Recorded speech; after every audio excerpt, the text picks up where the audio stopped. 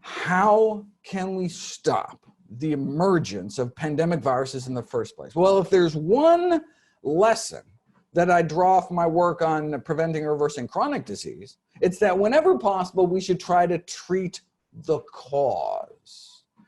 Given that the emergence of these deadly flu viruses are linked to the intensification of the poultry production, there have been calls for deintensification of animal production.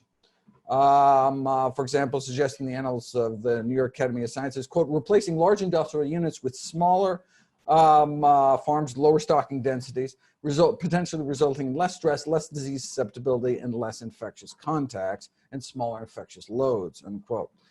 Maybe these animals are the ones that could use a little social distancing at this point.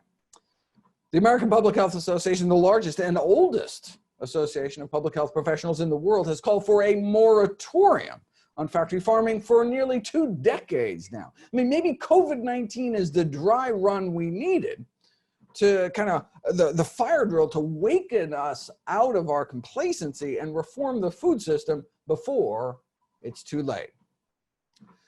But if, as the Food and Agriculture Organization of the United Nations visualized it, the next pandemic starts with increased demand for poultry products and ends up with human-to-human transmission, maybe we need to move beyond just giving these animals more breathing room.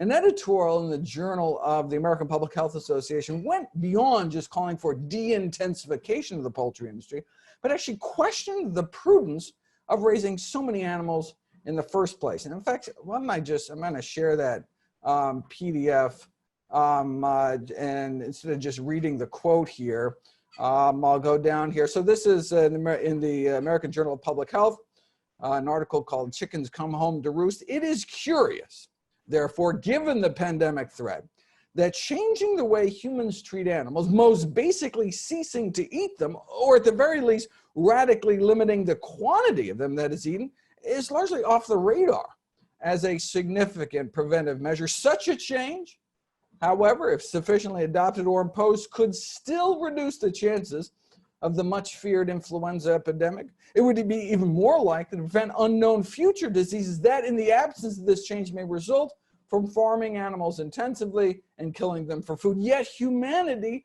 does not consider this option.